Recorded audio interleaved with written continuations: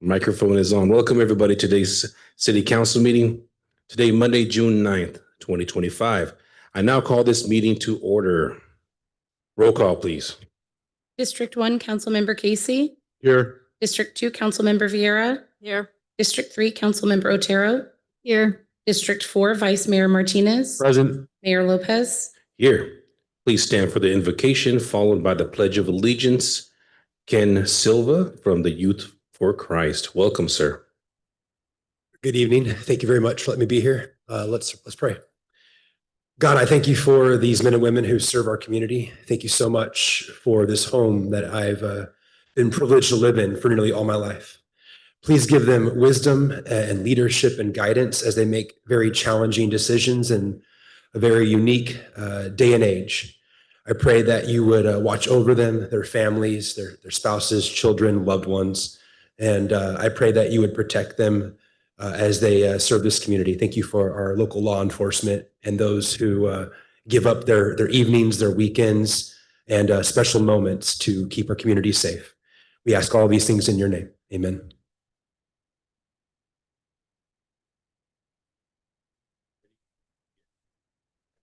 Allegiance to the states of America and to stand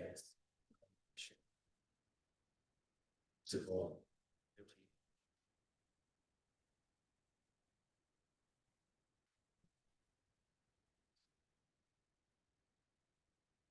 Thank you, Ken.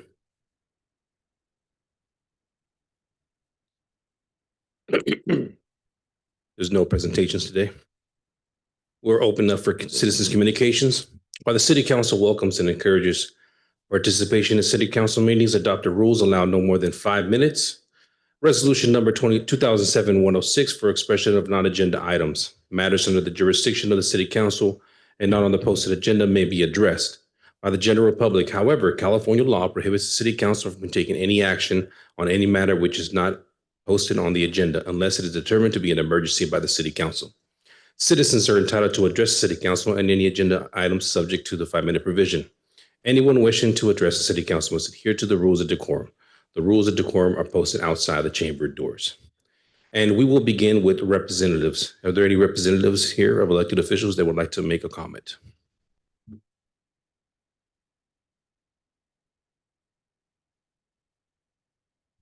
Thank you and good evening. Lisa Mantero Moore, representing Congressmember Adam Gray. Two things I wanted to bring up tonight. I feel like I'm a little yelling at you guys. Today, the Congressman introduced the bill to protect veterans from copay debt at VA health centers.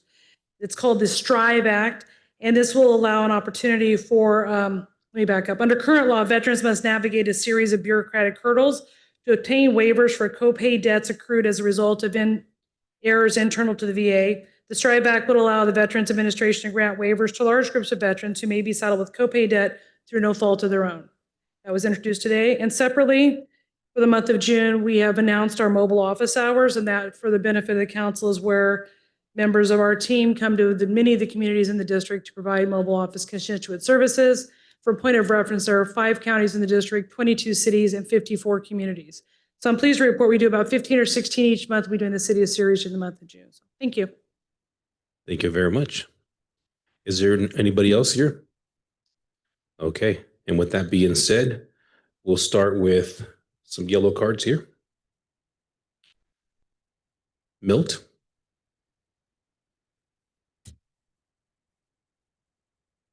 Good evening, Mayor, council, staff, and ladies and gentlemen. Milt Treeweiler.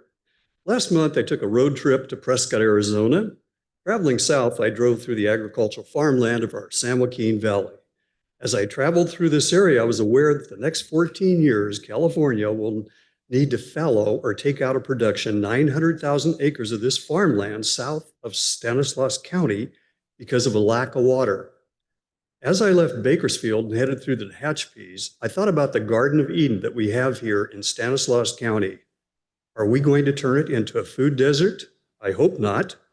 We have an intellect and we have choices, and yet a few people are choosing not to conserve the priceless resources we have. We must be good stewards for our children and our descendants, since they cannot do this for themselves. They can't do it for themselves because they're too young or they haven't been born yet. There's not 1 acre of farmland in some entire states and even countries as good as the farmland in the area near Riverbank, or as the farmland in the area north of Turlock, or as the farmland all around Ceres, Houston, Modesto, and unincorporated Salida. Stanislaus County's farmland can grow food for hundreds of years because of the soils and water that we have in the TID and MID irrigation districts and the climate we have in our county. There is an abundance of poor soils and wastelands in California and our nation for the developers to build houses on, like the Altamont Pass area or the area east of Oakdale. There's also the large landmass area west of Patterson along Interstate 5 and east of Fairfield along Highway 12. We also have the entire states of Arizona, Nevada, Utah, and New Mexico for the developers to build on. Why would someone want to use up the resources that will be needed for our children and future generations? By working together, we must stop the sprawl in our Stanislaus County cities. We can grow up and not spread out. Remember, the future of our children and descendants is our responsibility. It would be senseless to build houses and warehouses on the best farmland in the world. Our land area in the MID and TID districts are already fully economically developed. They're producing food for our state and our nation. This land will be able to produce food for our children and future generations for hundreds of years. Now is the time to shut the senseless growth down. We know that creating a food desert in Stanislaus County would be a terrible idea. And just personally, I just wanted to let everyone know that I have no interest in any land anywhere in California. I own my house, it's paid for. That's all I have. I have no other land. I am here for my children and our descendants. That's the reason I'm speaking. But you're the ones who are going to have to make the decision to stop this sprawl in Stanislaus County. So I just want you to consider that. I want you to think about it and realize that there is no better farmland in the world. Thank you very much. Thank you very much.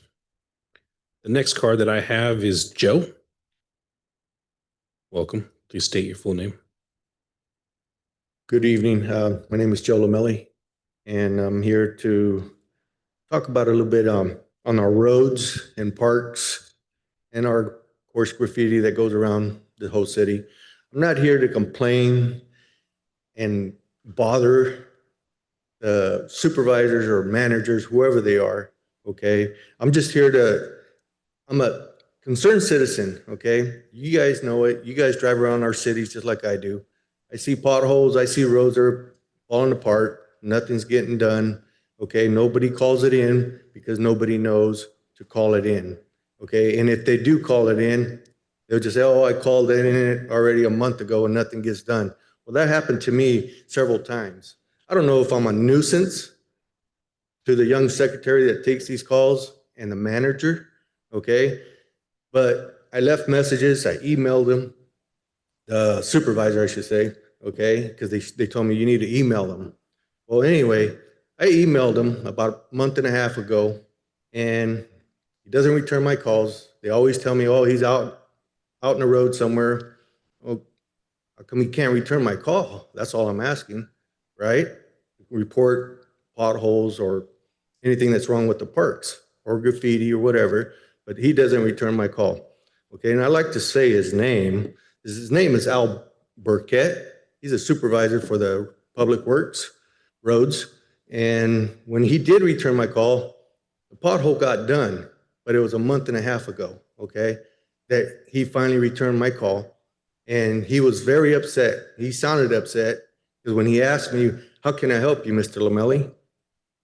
And I go, well, who is this or who am I speaking to? He goes, this is Al Burkett from Public Works. I'm a road supervisor. Okay, you guys already fixed it. It's been about a month and a half ago, and you're barely returning my call. I haven't received an email. He goes, well, I called you. Well, just like you're busy, I'm busy. I can't answer all the calls, but I return my calls promptly as fast as I can. I don't ignore him. And he goes, well, how can I help you? And how can I help you? I go, the problem's been solved. Thank you very much. You can't help me no more. Okay. He goes, well, is that it? And he hangs up on me after that. I didn't even get to say, I guess that's it. Okay. So this is a concern. We, the people here, the city of Ceres, you guys got to remember the council, the police department, supervisors, parks, whoever. Okay. You guys work for the public. Okay. We pay your guys' wages. Okay. So to get a response like that, I don't know if he's even, why he should be a supervisor speaking to the public like he spoke to me. I don't know if he does it every time or what, but that was rude and unprofessional of him. Okay. He could have just easily called me and said, you know what, Mr. O'Malley, the problem's been taken care of. Thank you very much for reporting this. We're supposed to be, like your guys' slogan is, City of Ceres, together we achieve. Okay. But it's the opposite. Together we must not achieve or something. That's what his direction is. Okay. If he's upset because I call and leave messages and I keep on calling and emailing him, then he shouldn't be in that position. I think we should have the right leaders to lead us in the right position to get these potholes fixed and streets fixed the way they're supposed to. Okay. The same way with the public parks. I call and call. Oh, we can't get to it. We're shorthanded. You know what? I know everybody's shorthanded. Okay. I'm just saying, if you're shorthanded, then contract it out to get somebody to do these potholes and trees and sidewalks and parks or whatever needs to be done, graffiti. But don't say we don't have enough time. Okay. Every time I call, we're shorthanded. We need, we don't have the people to do these jobs. Hire. Okay. Hire. That's all I'm saying. We pay you guys $100,000+ on your wages, and you guys can't hire a $20 employee to fix these potholes and fix these parks. That's all I'm asking. If I'm being a nuisance of calling in, I'm not. Okay, I'm a concerned citizen. Okay, to better our streets and parks. That's all I'm asking. Okay, and that's all I have to say. Thank you. Thank you very much for bringing that to our attention. We will now move on to anybody in person who would like to make a comment.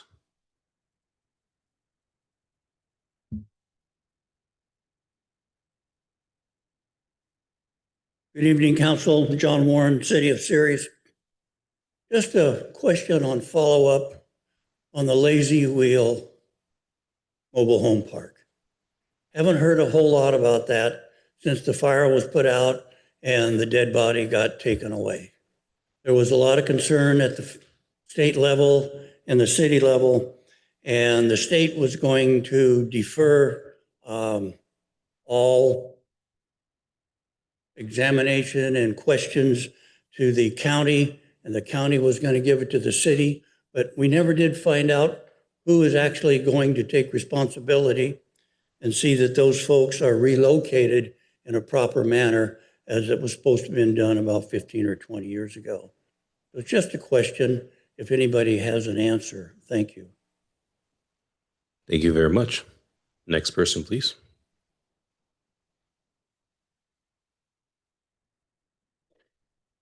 Is there anybody on Zoom? There are no hands raised on Zoom. Okay, we'll now move on to any emails. Yes, we did receive one from Alvaro Franco. It reads, Dear Editor, County Supervisors, Ceres City Council, Modesto City Council. Not long ago, I wrote about how I saved a man from drowning in the Ceres Canal.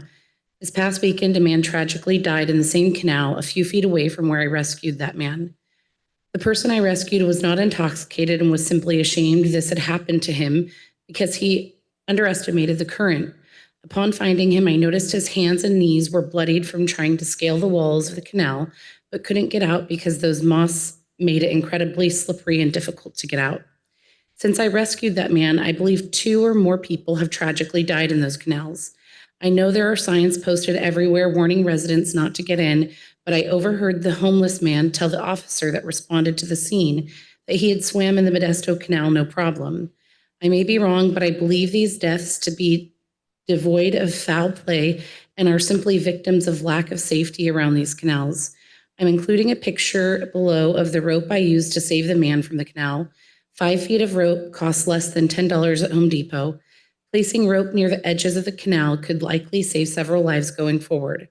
Please consider this or other safety measures to prevent further deaths and trauma to those who may come across drowned corpses in our canals. Please read my message at your respective meetings so that hopefully other empathetic residents can get behind a simple idea to save lives. Thank you for your time and everything you do for our region. Thank you very much. We are now closing citizens' communications. Moving on, is there any conflict of interest? Seeing none. There is no appointments.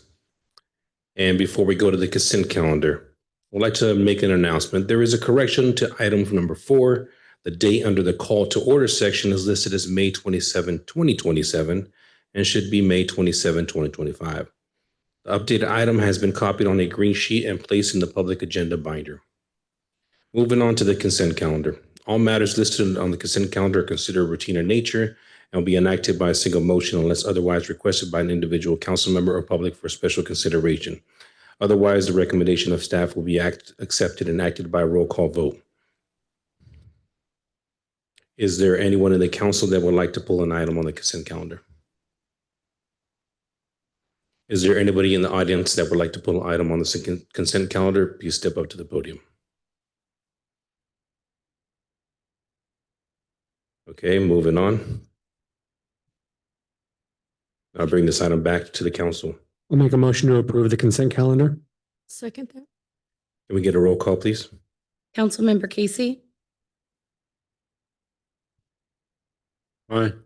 Councilmember Vieira, Yes.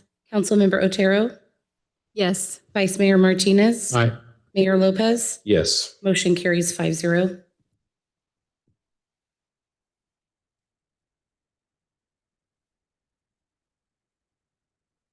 Moving on to the unfinished business. Item number 11, council direction and follow-up on fiscal year 2026 proposed budget. Finance Director Shannon will present this item. Good evening, Mayor Lopez and council members. I'm Shannon Essenwein, Finance Director for the City of Ceres, and I appreciate the opportunity to speak with you tonight as we continue our budget process for fiscal year 26. The proposed fiscal year 26 budget reflects many months of work by all of our departments and continued efforts to balance financial responsibility with service delivery. The general fund remains the focal point of our discussion as it supports essential services like police, fire, public works, streets, parks and recreation, and general government operations. As a quick recap of the key takeaways for fiscal year 26 proposed budget, the general fund revenues are projected at $27.5 million, while expenditures are just under $29.5 million, leaving a $2 million deficit. This gap will be covered through a drawdown from the fund balance, a temporary strategy that allows us to maintain service levels while we explore long-term solutions. After this drawdown, the general fund reserve is projected to be $4.8 million, or 16.3% of expenditures, just below the GFOA recommended 17% minimum. On the revenue side, we're seeing modest increases in sales tax, property tax, business license tax, and transient occupancy tax. On the expense side, we've built in MOU adjustments to attract and retain qualified personnel. We've accounted for rising pension contributions and insurance costs and continue to support core operations. However, some tough decisions were made and 14 positions are unfunded in the fiscal year 26 budget, including roles in public safety, maintenance, and administration. Fleet replacement is also unfunded, which may drive up future maintenance costs. We've made accounting improvements this year to improve transparency, most notably the reclassification of software expenses and the establishment of separate CFD funds to comply with state requirements. Our approach this year reflects fiscal caution and transparency while we are protecting the services our community relies on every day. As we continue the budget process, we're looking for council direction on specific items discussed during the June 2nd workshop. Your feedback tonight will help us shape the final version of the fiscal year 26 budget, which is scheduled for adoption on June 23rd. At the budget workshop, several items were suggested by council members and the public. Some of those ideas may be feasible for inclusion in this year's adopted budget, while others may require additional time, resources, or planning. Among the items are the reallocation of costs from Department 63 elected officials. There was some interest in moving training, medical insurance, and professional development to our general fund police or code enforcement department. Also, another suggestion was to review the Stanislaus County Animal Services costs. Council members expressed interest in exploring potential cost savings through the JPA that manages our animal services. This could include options such as purchasing our own vehicle and assigning a staff member, similar to the approach taken by the city of Modesto. Staff can initiate conversations with our JPA partners and bring any finding options back to the council for consideration.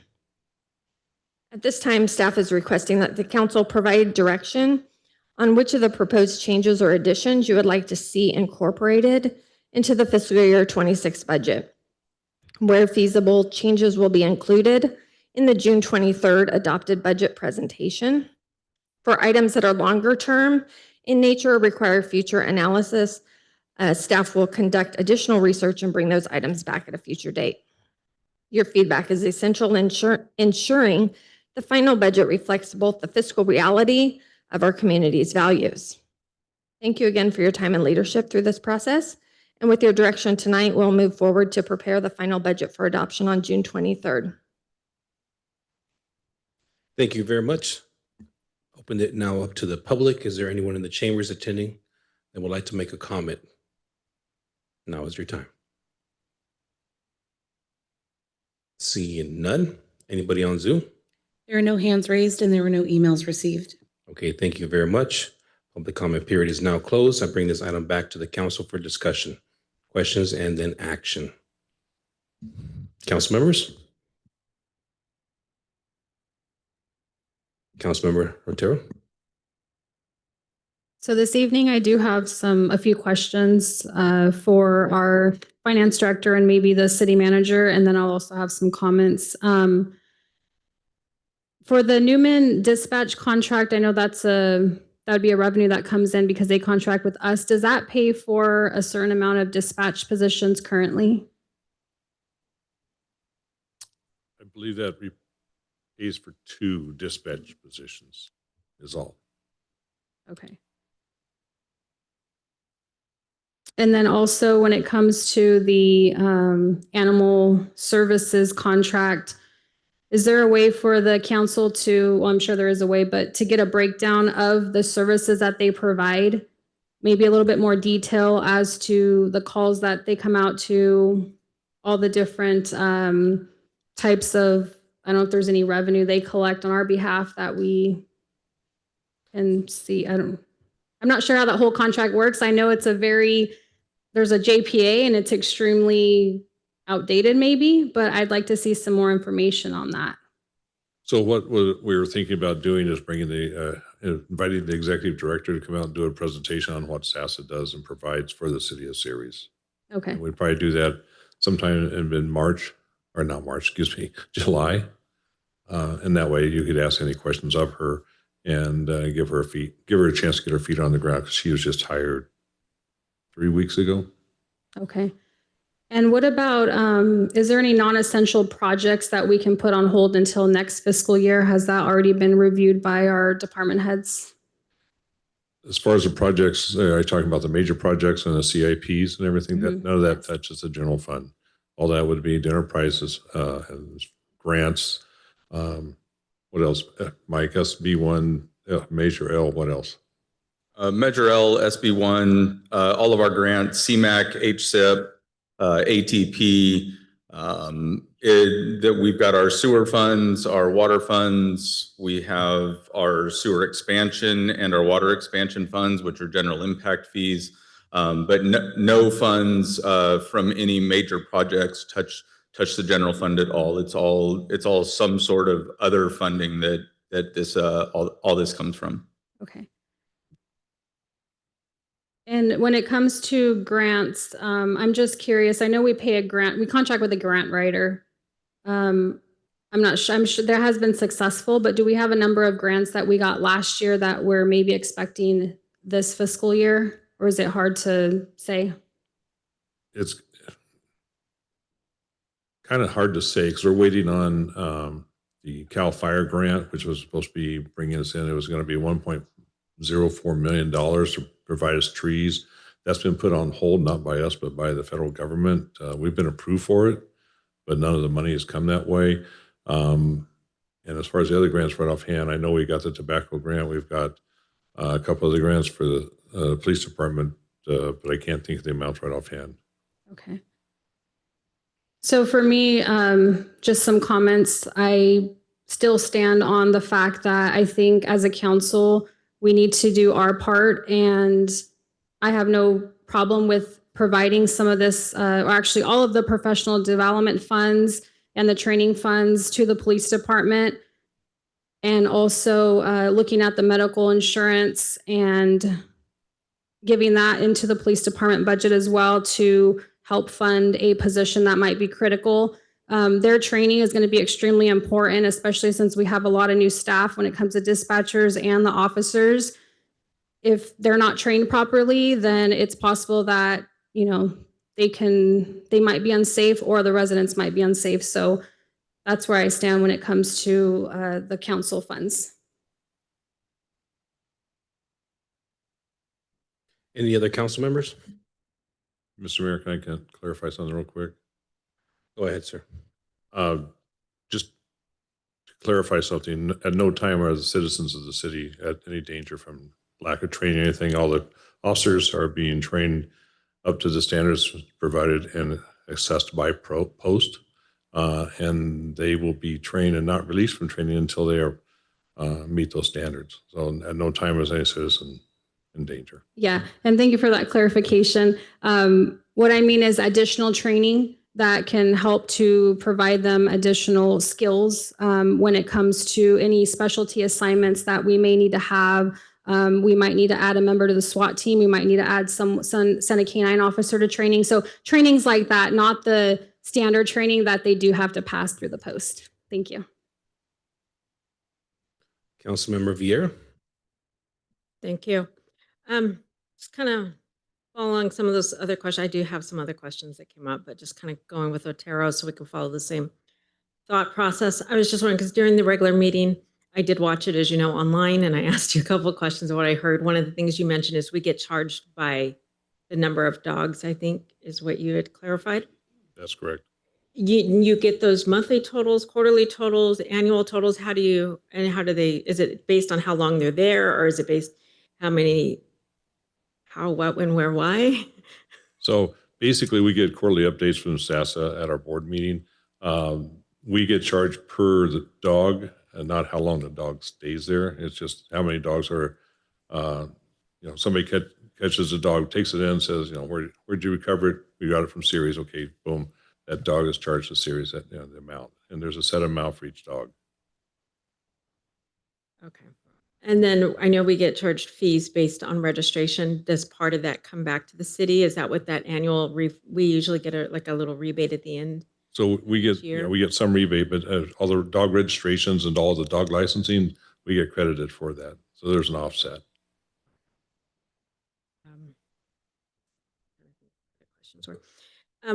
Going along with the grant writer, do we know that we received more grants? And again, it's hard with the federal government being in the position that it is right now, knowing what we may or may not get.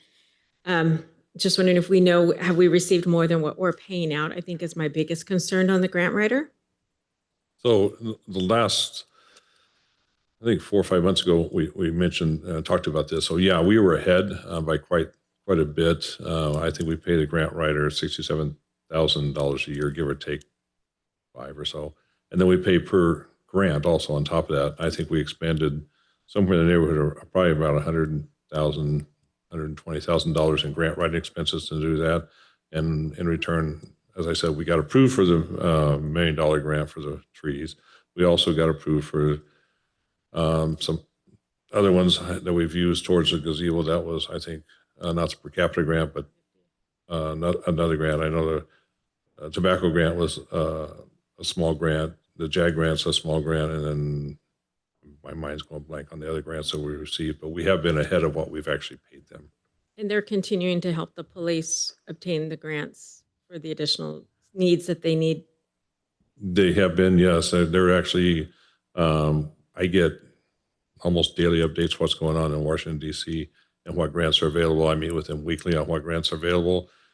I say all this right now, they're not in this budget coming up. Okay. Yeah. We would like to include them, but we're not, we have not. I just wanted to point out to both of you that our finance director might have an additional answer for both of you. I figured they were staring at me for a reason. Like both of them were. Exactly. Yeah, That's what I thought that look was for. We were just going to say it's not included in the budget before you tonight. So if we did include that, that would be additional funds from the general fund. Okay. And then I know we had talked about this last year, and I know I had sent you an email, so you may, I don't know if you remember, regarding Prop 47 funding. We had talked about it in the past. Are we still looking at doing that? Because I know the deadline is approaching this month. Because we had talked about that for our street crimes, or maybe even offsetting some of our code enforcement since they're doing some of what CARE team was doing. Are we able to look at that before the deadline approaches? Before the grant, before the budget and everything, we were talking with our grant writers to apply for that and coordinate all that. That's been put on back plate right now until I can find somebody that can help write the grant or get the additional money from that on Prop 47. Okay. And then I know I had sent in another request for grant. I didn't know what we were doing because we briefly had talked about Juan East. I know he had approximately $1 million, but he said only 2 people applied and they were each going to get $1 million. And then Adam Gray's office, and I don't see them here, also reached out saying they had transportation funding available as well. Are we looking at possibly approaching those grants to help offset some of the transportation? Obviously, I know Beltran would probably need some money there. Mr. Beltran's doing just fine. I'm sure he'd appreciate another $1 million. He's doing just fine over there. We have a community project that we did go out. We were asking $2.2 million for. We did submit that to Adam Gray's office, and we did make the cut on that. However, we still have that same project in front of Senator Padilla and Senator Butler, I believe, to try and get funding for that. And then we're still in a waiting period to find out if we're going to be approved for that to help improve the HVAC and the condition of the American Legion War Memorial building. Okay. And then one last clarification. Like the money, for example, this year in my professional development, I only used what I needed to use. I did not use the rest. That goes back to the general fund, correct? So if we pulled out of reserves, that money would go back into the reserves if we didn't use it? Yes. Okay, even though you still have to budget for it just in case. And those are the things we get, like business cards from no, we don't. What comes? Budget cards come out of us. It comes a different fund, not your professional development. So professional development, you use it or lose it. Is that what we use? I try not to use it. Is that what we are using then for like our required trainings that we have to get annually or biannually?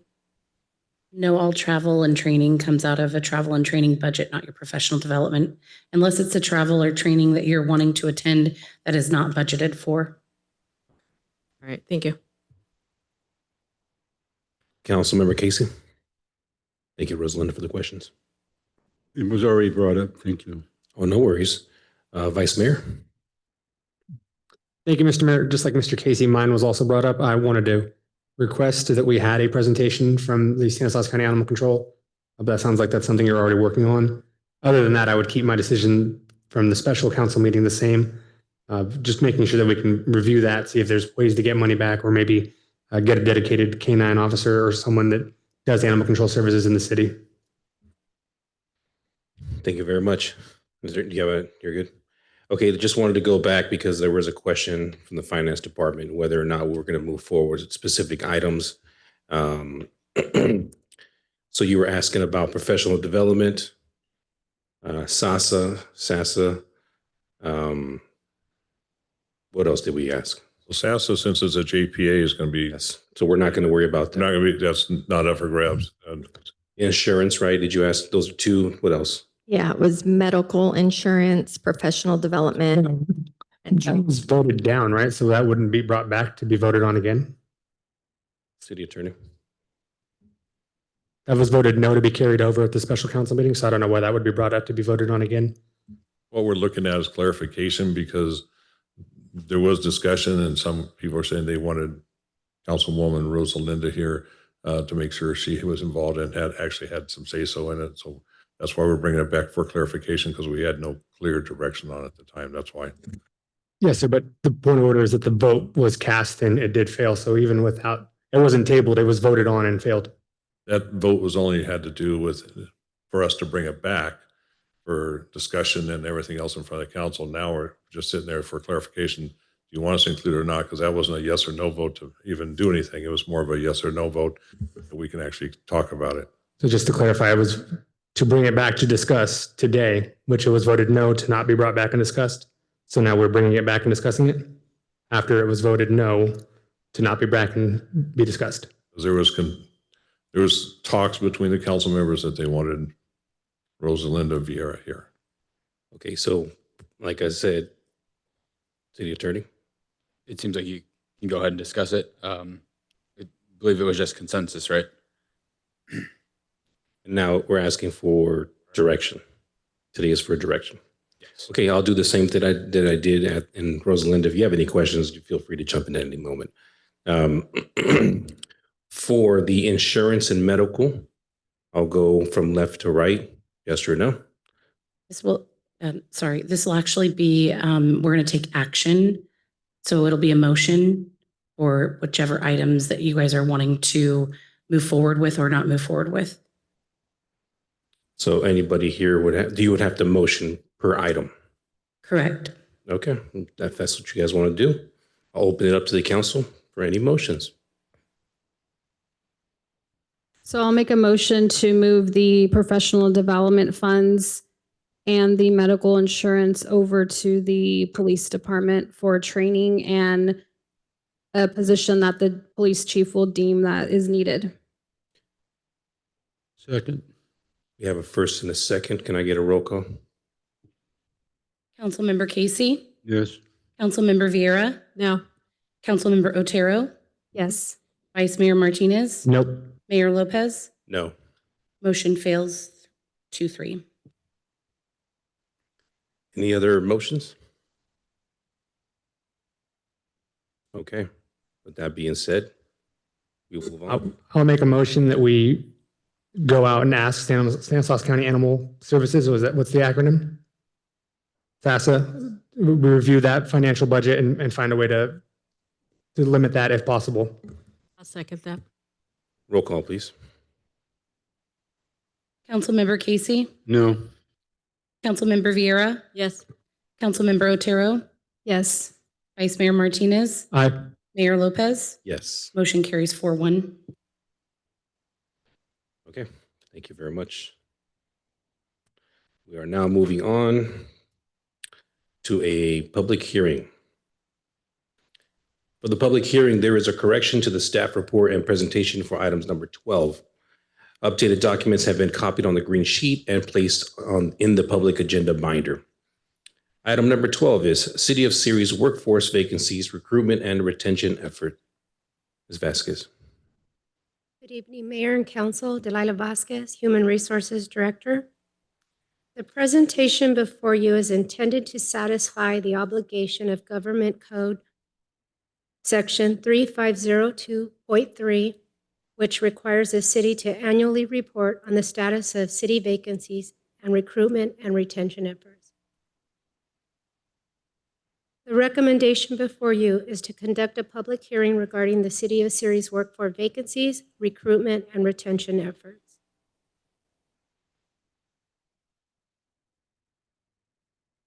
In September of 2024, the governor signed Assembly Bill 2561 into law to amend the Meyer-Milius-Brown Act, commonly known as the MMBA, which governs labor relations between employers and employees. The law was enacted on January 1st of 2025 to address the issues of job vacancies in local government, which adversely affects the delivery of public service and employee workload. Among other requirements, The bill mandates public agencies to conduct a public hearing to present the status of vacancies, recruitment, and retention efforts during a public hearing before the agency's governing body at least once per fiscal year prior to the adoption of the next fiscal year's budget, and to identify any necessary changes to policies, procedures, and recruitment activities that may lead to hiring obstacles. Additionally, if the number of vacancies within a single bargaining unit meets or exceeds 20% of the total number of authorized positions, there are additional reporting requirements if requested by the employee group. Before you is an overview of the recruitment process. Once a vacancy is identified, the hiring manager submits a request to open a recruitment to fill the position. HR creates a job announcement and posts the recruitment on our city website and various other social media platforms. All applications are screened after the final filing deadline, and applicants are notified of the results. Candidates who meet the minimum qualifications are invited to participate in the examinations, and an eligibility list is established based on their scores. Upon selection of the candidate, a conditional job offer is provided, and the candidate completes the necessary pre-employment testing, such as background or medical examinations. A start date is determined upon successful completion of the pre-employment process, and a final job offer is provided. The recruitment process is followed in accordance with the civil service rules. As of December 31st, 2024, the city had 174 allocated budgeted positions, and I have excluded six elected officials for the purposes of this presentation, bringing our allocated positions to a total of 168. As reflected by the vacancy rate, recruitment and retention of police officers has become a growing concern for law enforcement agencies at local, state, and federal levels. We are currently engaged in good faith negotiations with the Police Officers Association and want to express our mutual interest in finding solutions that serve both our personnel and our community. So looking back at 2024. Ms. Vasquez, just a point of order. The portion where Police Officer Association is at 27% is actually 22.22%, just so the public knows. Is there another one? City Clerk? The city manager, unrepresented city manager, 0%. Anything else? City Clerk? We're getting the correct presentation placed on the screen. Just one moment. Sorry about that, Ms. Vasquez.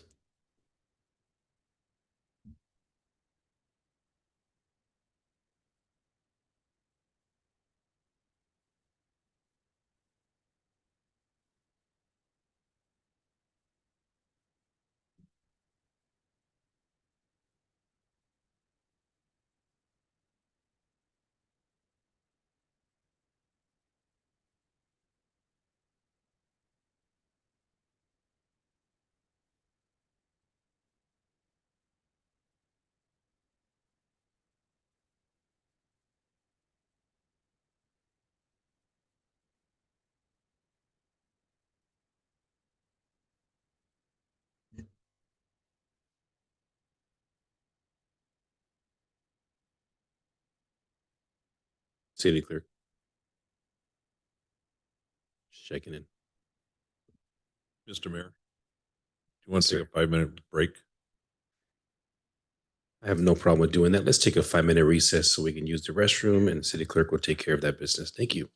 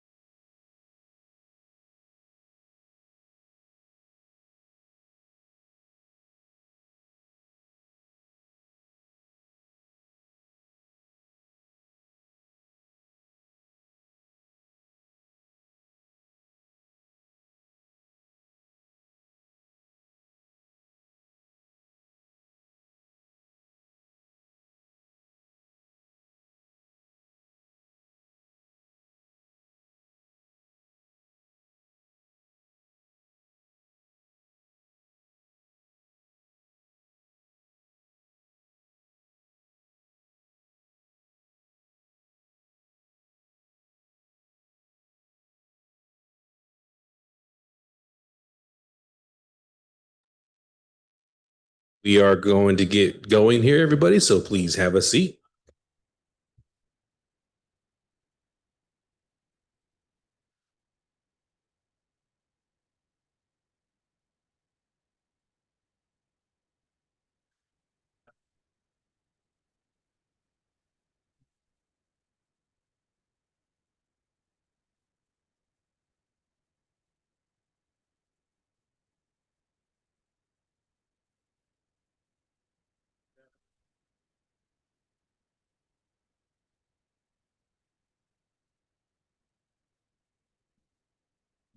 You know what? Like this, it's in the gym.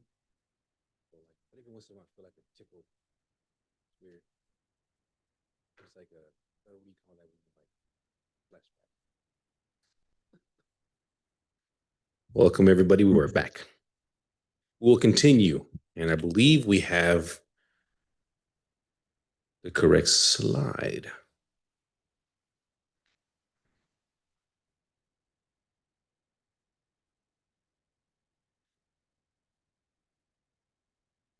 There it is. Thank you very much. Good to go. So next slide. Looking back at 2024, the city had 54 vacancies, posted 41 job openings. After receiving and reviewing over 1,500 applications, and we successfully filled 49 vacancies. The median time to fill vacancies was 68 days, and the percentage of vacancies filled with internal candidates was 18.52%. Vacancy data for 2024 reflects 30 vacancies were the result of voluntary separations, 10 vacancies were due to promotions, 3 vacancies were due to council authorizing the funding of 3 previously unfunded police officer positions, and 10 vacancies were the result of retirement or terminations. The retention rate for 2024 is 78.58%. In a review of the recruitment and retention strategies, staff reviewed policies, procedures, and recruitment practices. And while there is always room for improvement, we did not identify any necessary changes. The slide reflects some strategies we are currently using to attract and retain a highly skilled workforce. For hard-to-recruit positions, our lateral transfer policy allows HR to offer incentives such as accelerating vacation accruals and front-loading sick and vacation hours. We also conduct continuous recruitments for the harder-to-fill positions, allowing us to streamline the hiring process. In addition, council authorized longevity pay for some of our bargaining units to incentivize retention. Our service and retirement award system award program, serves to recognize city employees who reach significant milestone in city's service, such as certificates or plaques for employees with 5 or more years of service. We also have an employee recognition program which offers an end-of-the-year celebration, summer barbecues, and various other activities throughout the year to improve the workplace culture. The city also offers various flexible work schedules to enhance overall well-being in staff whenever possible. And trainings are offered to various staff to enhance individual and organizational performance and improve employee skills and abilities. And that concludes my presentation today, and I'm available for any questions. Thank you very much. We open this up to the audience for any comments and or questions. Seeing none. Hands raised. There are no hands raised on Email? Zoom. No emails received. Thank you very much. We'll now close the public hearing and we'll bring this item back to the council for discussion, questions, and or action.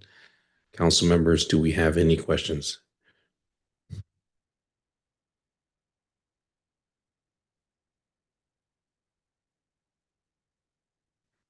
Just double checking, making sure that nobody has any questions. And with that being said, looking for a motion. Number 12. What do we, this is just strictly a report? Okay. I'm sorry, I'm getting a little excited here. Okay. Well, thank you for that report and thank you for the correction on the slide. Moving on. Item number 13. Approving the update to the public facility fees nexus study. We're going to open this up, but the public hearing has been continued to July 14th, 2025. Regular city council meeting. This item is now open to the public. Is there any members of the public that would like to make a comment? Seeing none. Any hands raised? There are no hands raised and no emails received. Okay, thank you very much. This item will be moved on to July 14th. Now we will move on to council member referrals. Council member request to have an agenda item placed on the future agenda pursuant to Chapter 2, City Council Meetings, J8, City Council Referrals, Determination of Items on the Agenda. These following items are for consensus only. So we will start with the first item, which is item number 14, which is a request to post public records, request responses on the city website for public viewing. And this is requested by Councilmember Casey at the March 24th, 2025 regular city council meeting. Mr. Casey, this is yours. Thank you. I think it's important that, I guess the word's transparency. So when somebody's asked for something, a public record, I think it's important that the public know that it was asked for. And then I thought it was also part of the referral to have the answer posted. But I think it's just important for the public to know what people think might be going wrong. I suspect that's why they're asked for the information. I think it's important. That's the reason I did it, March, 4 months ago, 3 months ago. Thank you. Okay. I'll go ahead and just open this up to the public for any comments or questions on item. Seeing none, I bring this item back for any comments or questions from the council. Serena, Councilwoman. Thank you, Mayor. I also think this is really important for our efforts of transparency and getting more information out to the public. It also might be a way to help our city clerk. I know with the current program that she's using, there is an ability to offer this to the public and allow some of these responses to be on our website. I have a question to the city attorney.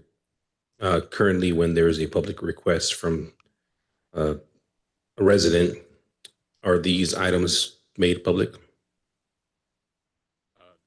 Once it's reviewed, then it's released to whoever requested the item. So To that particular person, but not posted on the website or anything anywhere else? Currently, it's not. That's the referral that Mr. Casey's making. I just wanted to verify that there wasn't something else, another place where they can find this besides the person who requested the item. not to my knowledge. Okay, thank you very much. Councilmember Vieira. My only question is there any additional costs and time associated with this request? There will certainly be additional time incurred, and that will be brought forward at a future council meeting if consensus is given tonight. So that currently isn't a budgeted item that's been in the current budget that we've discussed today that would come. Okay. I do have a follow-up question just on that, City Clerk. Do you know about how much time do you think this would take in addition to what you already have to do already? Off the top of my head, I couldn't answer that tonight. How long does it take for your request now, per request? What I can say is public records requests take up approximately 60% of one full-time employee's overall time. So doing this is definitely going to cause additional work, but there will be more information to come forward. Okay. Yes, go ahead if you have a follow-up question. I just follow up regarding kind of what he said, since you said it's about 60%, this would additional time, were we looking at overtime costs that may be associated with this? proposal. Okay. And then just, it would just be on the website, which may actually ultimately minimize the duplicate request. Do you get duplicate requests now or similar requests for similar information? Very rarely do we get duplicate requests. Okay. Mr. Casey, you have a question? Go ahead, sir. Sure, to follow up. So once a person has requested some information, and once the information's given to that person, how hard is it just to copy that response on the public document or print it and put it out in the bullet? I don't understand how much of an additional cost it I mean, the cost is all developed in developing the response. But once it's been responded, isn't it just simply copying that response? Or is there some kind of public secret that you're not supposed to find out who requested it? I don't understand what the additional cost is to post it. Thank you. So there's no secrets behind it. Currently, our website's not set up to publicly, or not publicly, but to post responses. We do use our Next Request program. Pardon me. We can use our Next Request program that will allow us to post those public records requests online, but public records requests that we receive other outside of Next Request, so in person, email, phone call, etc., those are going to be very difficult to post responses online. We don't have a format to do that. And I understand it's not so much as just copying and pasting, it's multiple documents. Sometimes it's video camera footage. So it will be time consuming to figure out how to do it. And it very well could be labor intensive if we are to post all public records requests outside of those that we receive via Next Request. Mr. Mayor, if I may. Yes, you may. Good evening, Mayor and Council members. One additional thing to consider as part of this request, and as your city clerk has alluded to, there are many times that Public Record Act requests are made in person for viewing of certain city records that are not so readily available for copying and for emailing or scanning.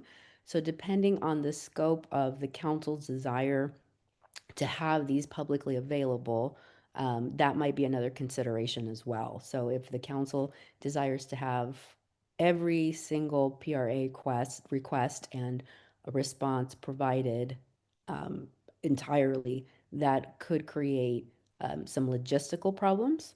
But again, this goes more to the scope of how many PRAs and what type of PRAs you're looking to provide to the public. If I may also add, public records requests that we receive that are related to the police department are oftentimes not public for everyone. So that would be additional review that our city attorney's office would have to do on determining what can be disclosed to the public and what cannot. And perhaps our city attorneys can speak further to that if you guys have questions. That is a good point. There are several records maintained by the police department that are technically classified as public records, but can only be released to certain individuals such as victims or people identified in reports. So that would be most likely would require a secondary layer of review in order to determine if those PRA requests would be subject to this change in policy to be uploaded, let's say, to a general web page where all PRAs and responses are included. So again, these are all things that could potentially happen depending on how the scope of the council's action in terms of whether you want all PRAs produced. Vice Mayor. Thank you, Mr. Mayor. My question was answered, but it does sound like it's going to be a pretty cumbersome project. Multiple departments, potentially the city attorney, IT having to update our website and make it shareable. So for those things alone, plus it's not budgeted, I'm gonna have to say I'm out on this one. This will be no for me. Dorita, Councilwoman. Just for confirmation from our city clerk, are we using the Next Request program? Is it connected to our website right now for residents to submit a request, or is that something that you're working on? I'm sorry, you asked if it's available on our website to submit requests? Yes. Yes, so Next Request is on our website for anybody of the public to submit a public records request. Okay. And I think that it's fair to say like some of the requests the responses won't necessarily go on the website, like all of them. Like Nubia brought up a good point. You know, a lot of the police department records are for certain individuals only. But I also think it's something that we should explore. I feel like it's kind of a way into the future if you look at other cities, and you can go on and look at this Next Request program and how their residents are requesting information and how the responses are being put out. I think it's something that we should plan for at least. Thank you very much. I'll just make a quick comment. So it doesn't look like the city of Sirius isn't following the requests and responses from the public, but I also feel that unfortunately, due to the cumbersome costs and not being budgeted, that I cannot approve this item. We will now look for consensus from left to right. No? Yes, no for me. Although I like the idea, I don't think we have the policies in place yet to move forward on this or the budget. I think if we were to give firm full policies, confirm what can and can't be released and get the website and all that other logistical stuff, I don't have a problem coming back and re-voting on it based on what has been presented today. I don't think I can support just a vague idea with more clarification, what we legally can and can't do with the attorney, what the website's capable, and the costs. I'm looking at possibly looking at it at that time, but at this time I can't support it based on what's been presented. Thank you very much. Mr. Casey? He's for it. Okay, this item dies. Moving on to item number 15. This is the city manager monthly update on the city website. This is requested by Councilwoman Otero on the April 14, 2025 regular city council meeting. Thank you, Mayor. So as we continue to improve, once again, our public engagement and notifying our residents of what's been going on in the city, this is something that I propose for our city manager to provide to the public monthly. I think it's going to be really helpful. Us council members do get updates from him, and he routinely, keeps in contact with different projects that are happening or maybe events that are going on. But if we can get this out to the public on the website, I think it would be really helpful to the community and also to us council members. Thank you. Open this up to the public for any comments or questions. Seeing none. Any hands raised, City Clerk? There are no hands raised and no emails received. Thank you very much. I'll bring this item back for discussion. The only thing I was going to say is that the city manager, there is specific things that when you only specifically give to the city council updates that are, obviously happening in the background, things that we can't concrete give out to the public until it's finalized and we get all our facts straight, correct? Yes, sir. So Councilwoman, is this separate? This be a separate update from what we get, or were you asking for a copy and paste of the same update he gives us already as a council?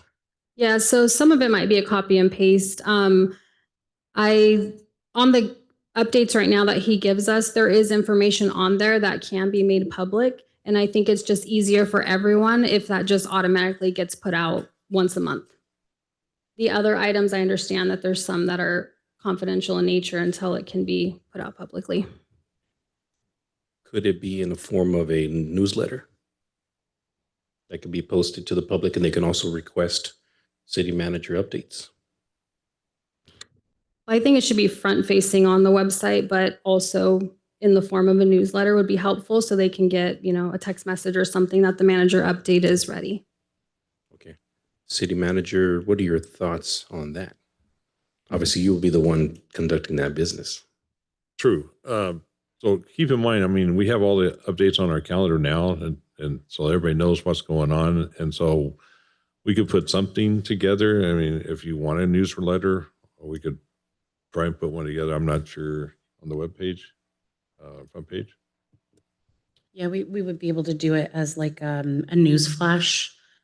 But like Doug had mentioned, we do have our calendar that we place all of our planning commission meetings, budget workshops, special meetings, regular meetings, and then any events that the city is putting on. We try to keep that updated regularly for the public. And before I allow the other council members to speak, just on that thought, as far as that newsletter, how constant communication do you have with the Sirius Career in regards to updates? Do you think you could provide that information to him so he can also show the public what's happening? Just provide the information to the Just Career? forwarding the information. Obviously, you talk to him on the phone frequently. I do. Some days or more, some weeks than others, yes. So I know some people might read the newspaper more than they'll go on our website, and I just feel that there's a great opportunity there as well. I could work with Jeff and see what we could do with that, yes. Okay, I just wanted to add those comments. I'll go with, actually, Ms. Linda, you want to go first? I guess, and again, I kind of think what I'm thinking may be different than what Otero is thinking. But right now, when we used to get them from multiple departments, right now we still get them from Sam. He gives us weekly or once a month. I think we get reports in the council meeting in the agendas, which is obviously all public information. And we used to get them from all the departments. And I'm thinking that might be another way. And I don't know if that's what she's looking for, because then that gives us all the information that all the public wants to know and needs to know, and then information that's also public. And that was what we did initially when I first started the council. We used to get them from all the departments, and we would have a general idea of what was going on and what was shareable and what's still in closed door session. And again, I don't know if that's maybe another option and then again, I don't know what the cost and time that's going to be associated with it as well and what that looks like. So it's hard with that kind of thing that I'm thinking about. So right now I get all the updates from the staff, and then I compile all that and see what's relevant to put and send out to the council at this time.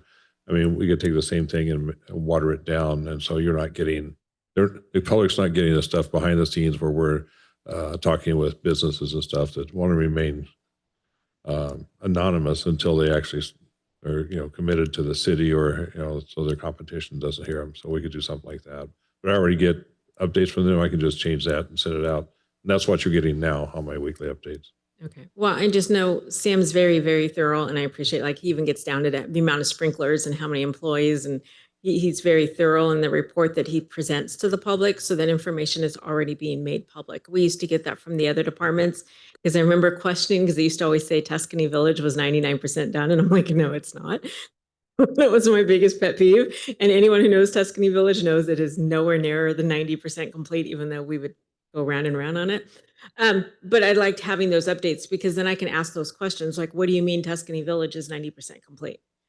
And so to me, that was the community's going, well, no, it's in foreclosure. Like, it's not even being constructed. Nothing's going on. So it's also another way to engage in our districts, especially when we see things that are going on and we can see what was going on. And we used to get that a lot with what's going on in the community. I know Julian for a while was sending us emails, and even now he does when a business is closing or a business is opening, or, hey, just so you know, even if they're not doing a grand opening, this, business is still open if you want to stop by. And those kind of updates are good, because we can share them as well and get that out. But if we can even get that, whether it's in a council agenda or online, I think that's good to share publicly on what information can be made public. Okay. Vice Mayor? Thank you, Mr. Mayor. Again, Doug, you would have to edit what you share with us to what you would share with the public. Who's posting that? Would that be you? Would that be Christina Fallon? Any one of those three. Okay. Thank you. And then I just to kind of piggyback off of Councilmember Viera, I do remember getting reports like that. I don't know when those stopped, but I also remember, didn't we used to do mayoral updates, Mayor? Didn't you used to do, I don't know if they were monthly or quarterly, but you used to do updates as well, didn't you? When I used to do a newsletter. Yes. Back in the day, yeah. That'd be the same thing we're looking at here. That's what I was asking about, a newsletter coming from the city manager. Could be one of the same. It can be whatever you like. It can be a partnership. Like I'll be at your office at 7 a.m. tomorrow. Wait Just kidding. No, I know we have Mr. Casey, council member. Whatever we're doing obviously isn't working very well. Tonight, we had some very important items on our agenda. We have 4, maybe 5 citizens online. It shows that there's 10 people online, some of which are staff, some of which is newspaper. So whatever we're doing isn't working very well. So I think we just need to look at what we're doing. We can talk about FaceTime, we can talk about Instagram and all those things. And I know that if I wasn't on the council and I didn't get the agenda sometimes as late as, the minimum requirement by law, I wouldn't know much of what's going on because I'm not a Facebook person, an Instagram person. But obviously, whatever we're doing to communicate to our citizens isn't working. Now, last week or at our work session, we had quite a few people here. They found out about it by word of mouth or whatever. But we just need to be, like I said earlier, whatever, we need to let the people know what's going on and give them an opportunity to voice their opinion. So, thank you. Did you have a comment on that? Yeah. So real quick, somewhere along the line, the public has to take some accountability of making some effort. We can't spoon feed them every little bit of information. And so what I'm talking about is the city of Ceres has been incorporated for over 100 years. We've had city council meetings twice a month for 100 years. I would ask generally on the council here, did you come into the council meeting on your own before you run for election? I'm not asking for an answer. That's just some thought, because there's people that are interested, and you have three up there immediately and sometimes surely that actually sit there and be engaged. And then, we can send out information. We put it on Facebook. We can send it on everything else. But the people have to actually engage it, want to read it for it to be worthwhile. We can spend all the money in the world trying to put stuff out, but if they don't want to read it, then what good is it? Thank you very much. Serena? Thank you, Mayor. First off, I do appreciate all the updates that our department heads give to the council and we put in the agenda. It's all fantastic information and it should be there. The goal of the city manager monthly update on the website is to summarize some of the stuff, to highlight some of the good work that our staff is doing in the city, because I feel like some residents aren't necessarily aware of what's going on. And I know that residents have to make an effort and look at the agendas and things like that, but something as simple as the monthly update, as council members can then go and push out to the residents. Vice Mayor? Thank you, Mr. Mayor. I just wanted to point out that our city staff does a phenomenal job of getting out these agendas. I know it's 72 hours is the minimum requirement. We usually have it the Wednesday beforehand, which is like 140 plus hours. I just want to make sure that we do understand that they also do a phenomenal job of getting everything posted, getting everything agendized, and having everything on the city website and ready to go. Okay, thank you very much. If there isn't any additional comments, I'll go ahead and open this up for consensus from left to right. No? Yes? No for me? I agree with the city manager. We can't spoon feed it. I like the idea of at least keeping Jeff on top so it's on the news, and then just keeping maybe the reports like we used to get from the departments. But trying to have a newsletter monthly, I don't know. Maybe you can do, HR can do a employee of the month or something if we want to showcase a department a month or something. I don't know if that necessarily has to go through the city manager. So based as it is here, that's going to be a no. If there was different changes, I would be open to discussion. Mr. Casey. I'm for it, but I'd like to make this comment. I think I may have made it before. I have a property in Atwater, and I have two different utility bills from the city. Every month, I get a mimeograph thing. It's very brief. I'm not sure what their attendance is at their council meetings, but I understand what the city manager said. How many of us came before we were elected? I'm guilty. I came a few times until I got involved, and then I came many times prior to being elected. I don't know. I don't know what to say. I just know that, and the city manager brings up costs. We spend money. We talked about the $44,000 for insurance. But forget that. In the contract service that's, lumps together so much money, there's like almost $15,000 in training or something. So we just need to make a better effort to communicate with the citizens. So I'm for doing this. Thank you. Thank you, Mr. Casey. If there's any additional referrals, I do have 3, but I just want to make sure that they're not actually referrals. They're more of ask for reports. So what I am asking on the first referral is a report prior to 4th of July and after, like we did last year from the chief. That would be one of my first request. The second request would be a report on the efforts of code enforcement, like we did about 2 years ago. Just an update for the city council. And then piggybacking off of Mr. Warren, I think that is very important that we do provide an update on Lazy Wheels. I know there has been a lot of discussion in the background, but I think that the public should be notified. City attorney. I know, is she online still or no? Okay, just in case, I know that there might be some things that we cannot share about that, about Lazy Wheels, but maybe we can. So those are my 3 referrals for just reports. And should we vote on it now or wait till everybody does the referrals? Just for referral comes back. Oh, this is the first process. Don't mind me. You wrote that down? Thank you very much. Moving on to the Christmas tree lit up, so I don't know who's first, but I'll go with you, Vice Mayor. I thought you were moving on. I have 2 as well. The first, I wanted to see about getting a digital billboard ordinance. I don't currently see one. I know that's something that is going to become more popular as we move forward, so I'd like to see getting ahead of that digital billboard ordinance.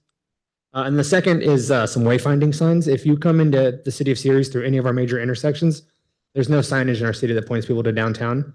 I mean, obviously we all know where it is, but it would be nice to get some signs that point towards historic downtown Ceres. So that's something I'd also like to look into. Councilmember Otero. Thank you. When it comes to the city's GovGov app and all the, I guess, concerns or issues that's being reported there, is there a way for the council to get updates from that to know, maybe broken down by district or streets, just everything that's been brought up and everything that's been completed? Maybe like a quarterly update from that app. Could we combine that with the code enforcement presentation, being that app goes directly to code enforcement? There are some people that do make a request but want to be anonymous. Just wanted to add that real quick. I just need clarification, ma'am. My Ceres app, I think you refer. Yes. Yeah, Off the My Series app? Yeah. Yep. Okay. Yeah. All right. Yeah, we can tie that in with the code enforcement. Right. So anything that's reported on that through that app, if the council can get an update as to which items are resolved, which ones are long-term, just so we know that those issues are being resolved. You want that quarterly or monthly? Probably quarterly be easier. Or how? I feel that quarterly would be easier because I know some of these things might take a while. And I know that Vice Mayor was say that he had one more item. Thank you, Mr. Mayor. I wrote it down. I made a note here and I forgot. And then once Councilmember Otero started, I remembered the same meeting that Councilmember Casey made his request for item number 14. I had made a request to have the dog park have an update brought back to us. I know that particular day, Mr. Pratt was upset with the dog park being closed, the conditions of how it was being mowed and just its general maintenance. I had made a request to have an update on that construction brought back to us.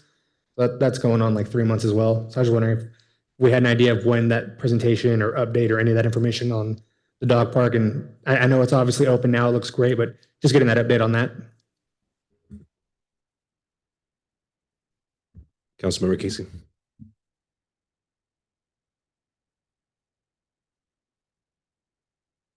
Thank you. This is the third time I've made this referral. I would like to bring back to the council and to the public our relationship with the Tuolumne Regional Park System. I understand clearly that we voted on it and the council agreed not to pay the fees and to move on. I just remember oftentimes, sometimes I forget also, but at one time we had something brought to the council. It had to do with the training facility and it didn't pass because we had 3 people and it needed to be unanimous. So there was no referral. It was just brought back again because Councilman Martinez was available to vote. And so then it voted and it was approved. So I'm not sure what the difference is, but I think that we need to bring that back to the council. Again, it's the third time, so maybe I guess it's just not going to happen. But I've asked for it 3 different times. This is the third time. Thank you. I just want a point of order clarification from the city attorney. That item was brought back and voted to not continue with that. Already been voted. Okay. So there's no way it can come back. Right. Okay. Mr. Casey. Thank you. Is there any more referrals? Okay. Moving on to reports. Anybody with reports? I do have a report. I just wanted to, I want this to be a shared report with Parks and Recs in regards to concerts in the park and Vice Mayor Martinez. And so I know Serena Otero, I know you were there as well. I believe it was a great start and a great kickoff. And just want to say thank you to the staff and everybody that was there. Great music that evening. Also wanted to mention that this morning, myself and Councilmember Serena Otero attended the Central Valley groundbreaking of their new stadium. And that was also great. It's been a long time, and I know the Ceres Unified School District has worked really hard. And if you guys haven't seen the prints on that, it's astonishing. And I'm looking forward to the students having the ability to play on that field in fall of 2026. And I would also like to add that tomorrow, and I hope I'm not stealing the thunder, we will be doing the ribbon cutting with the Chamber of Commerce will be there, correct, for the gazebo? And the gazebo has turned out very great, very impressive. And that is it for me. I see Vice Mayor. Thank you, Mr. Mayor. You did steal my thunder on the ribbon cutting, but that's all right. I just want to remind everybody that this weekend is going to be our Hot Air Balloon Festival at the River Bluff Park. I hope we can all attend and see everyone out there. And then if not, I just wanted to wish everyone in attendance and anybody listening happy Father's Day. Councilmember Otero. Just really quick, I've been in my role now for 6 months, and I just want to say thank you to all of our city staff and our department heads. You've all been really helpful in answering the many questions that I've had in navigating my way through all of this. And just thank you to the residents as well who've come forward and shared concerns or just shared comments. Councilmember Vieira. Thank you, Mayor. A couple updates. So this last week, which is why I was out last week, I was at a training regarding non-emergency responses, which I've kind of been talking about a little bit. And it's more of just kind of the responses for non-emergency, non-weapon, non-violent incidents, which kind of goes back to an incident that I saw on Sunday where I saw a person laying on the ground on the corner of Hatch and Mitchell. And I was just kind of saddened that the person just literally laid halfway in the crosswalk and halfway in the sidewalk, and no one bothered to call 911. I don't want to be in a community where we don't notice each other. And I think that's a lot about what we were talking about, outreach and connecting. We're a community that works together. Sorry. So I just think it's, I was happy and sad kind of at the same time that the sheriff had to be in town dealing with another emergency, and he happened to come across the body laying in the crosswalk, and he stopped and addressed it, got the ambulance there, and got the person the care that they needed. But I don't want to be in a community where we just see people laying in a crosswalk and we don't bother calling 911 or trying to find out what's going on or getting the resources that that person needs. And so we were kind of talking about that this weekend, and there was someone at the time at the training who was yelling at the pigeons because the CIA put an implant in him. So it kind of went to that mental illness that we see that may not necessarily be a police response that needs an armed official, but he probably needs a social worker. And so San Francisco has invited me out to go out in the coming weeks to see how their paramedic or peri-medi response team and their dispatch team deals with a lot of this mental health and drug crisis issues that they're seeing in San Francisco, as well as their way that they're addressing some of the fentanyl and drug issues that they're seeing out there. So it was a really informative training just to kind of see what's going on with the non-emergency and how the police department is being freed up to deal with some of the emergencies. Free up faster to deal with the social workers when they're able to go in and address the issues after a crisis has responded as well. So one of the ladies that was there witnessed their brother being murdered in the front yard. The police came out, did their investigation, but 2-3 days later, what happens? Now the family's in crisis. They're having to deal with that, and they don't have anyone to go to deal with that. So that's how they're responding, and they're using these team. I know we have the care team that now comes out to deal with some of our homeless, but they're using social workers to come out and respond to these issues a few days later after the emergency, when it's no longer an emergency or a violent crime. So it was definitely an interesting conversation and training. I was very thankful to have that opportunity to go there. Also, Caltrans is actually going to be out here this week. I don't know exactly what's going on, but it looks like on the 10th from 8 to 12:30, they're going to be closing down Hatch Road, or the exit off of South State Route 99, Hatch Road on the 10th from 8 to 2:30. So please plan on your travel, especially if you're trying to be somewhere between 8 a.m. and 2:30 on Highway 99 and Hatch Road. And the following day on the 11th, they're going to be down here on southbound downtown Ceres, working at the 2nd Street exit. So just make sure you plan, if you plan on using those exits, trying to find an appropriate route or adjusting your schedule accordingly.